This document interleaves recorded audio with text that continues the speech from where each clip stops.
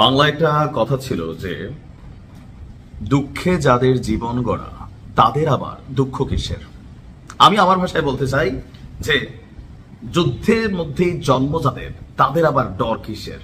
কথা বলছি যে এই মুহূর্তে মুসলিম বিশ্বের অন্যতম সিংহ শাবক আরো যদি থাকে আর কি জেন্ডার, এই টোটাল কমিউনিটিটা যারা তৈরি করেছে পশ্চিমা পরাশক্তিদের বিরুদ্ধে, যারা আওয়াজ তোলার সাহস করেছে, শুধুমাত্র আওয়াজ না কাজে প্রমাণ করেছে, যেখানে আরব রাষ্ট্রগুলো সুরমা খায়, খুরমা খায়, খুরমা খাওয়া খারাপ না কিন্তু এগুলোতে ব্যস্ত, সুন্নাহ হিসেবে তারা ধারণ করছে পোশাক আশাক, কিন্তু এদের কর্মকাণ্ডে পশ্চিমারও লজ্জা পায়।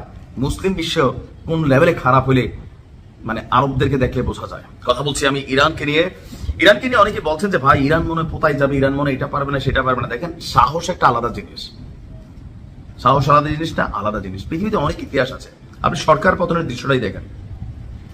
মানুষ সাহস নিয়ে দাঁড়িয়ে গিয়েছিল জুলুমের বিরুদ্ধে, দেন জুলুম বা যতই বড় হোক ইতিহাস সাক্ষী এর পতন হয়। তো ইরানের যে কি বলা যায়, রাষ্ট্র ব্যবস্থার মধ্যে যে রাজনৈতিক দলগুলো আছে তাদের মধ্যে অনেক বিভাজন ছিল, কিন্তু ইসরায়েলের এই হামলা সেই বিভাজিত জাতিকে একটা জায়গায় নিয়ে আসছে। সে একটা জায়গায় কি? একতা।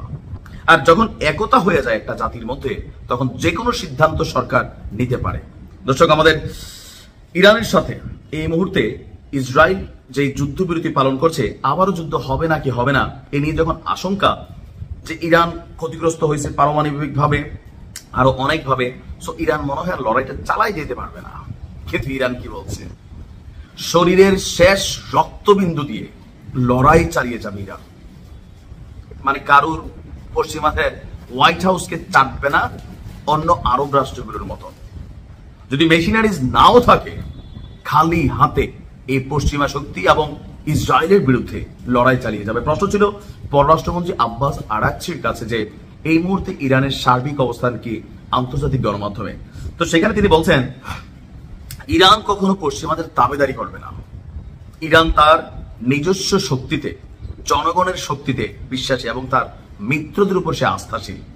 আজকে আমি দেখছি ইরানের যিনি বর্তমান সেনাপ্রধান, তিনি আবার পাকিস্তানের সেনাপ্রধানের কিছুটা প্রশংসা করেছেন। প্রতিবেশীদের সাথে ভালো সম্পর্ক রাখা জরুরি। এখন ইরানের কি আছে? বিশ্লেষকরা বলছে এই যুদ্ধে টোটাল ইরানের জন্য পজিটিভ হচ্ছে কোনটা, ইরান যে মেশিনারিজ গুলো বানাইছিল যেই শত্রুর জন্য, সেই শত্রুদের কি এই মেশিনারিজ গুলোকে প্রতিহত করার ক্ষমতা আছে নাকি নাই, এটা কিন্তু ইরান ট্রাই করে ফেলছে, টেস্ট করে ফেলছে। কেন?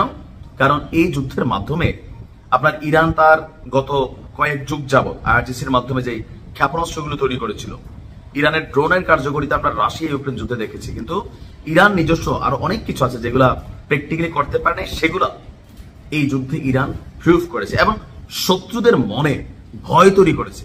নাহলে আপনার কি মনে হয় যে ট্রাম্পের মতন একটা ঘাটতেরা মানুষ তিনি এত সহজে এসে ইরানের সাথে যুদ্ধবিরতির চুক্তি করতে চাইছে? নেভার। বিশ্বাস করেন, যদি কয়েকটা আরব রাষ্ট্র, সৌদি, দুবাই, কাতার, বাহরাইন, এই রাষ্ট্রগুলা আপনার ইরানের পাশে দাঁড়িত, তারা একটা টিম হইতো, তুরস্ক, পশ্চিমা বিশ্ব এই যে চীনের যেমন ঘাটে না, রাশিয়ার যেমন ঘাটে না, উত্তর কোরিয়ার ঘাটে না, ঠিক এরকম হইতো। এই রাষ্ট্রগুলো কেউ ঘাটতো না, কিন্তু আমরা বেলি ডান্সে ব্যস্ত, এরা আসলে তলবারি নাচে ব্যস্ত, জ্ঞান বিজ্ঞান গবেষণায় আমাদের কোনো খবর নাই। আমরা সৌদি আরবের মধ্যে চিন্তা করতেছি কিভাবে মদের দোকানের লাইসেন্সটা একটু ভালো করে খোলা যায়, আরো কটা সিনেমা হল খোলা যায়, ইয়া হাবিবি হাবিবি বলে বেলি ডান্স দেখা যায়। আমরা ব্যস্ত এগুলোতে। ইরানকে আল্লাহ হেফাজত করুক। আসসালামু আলাইকুম।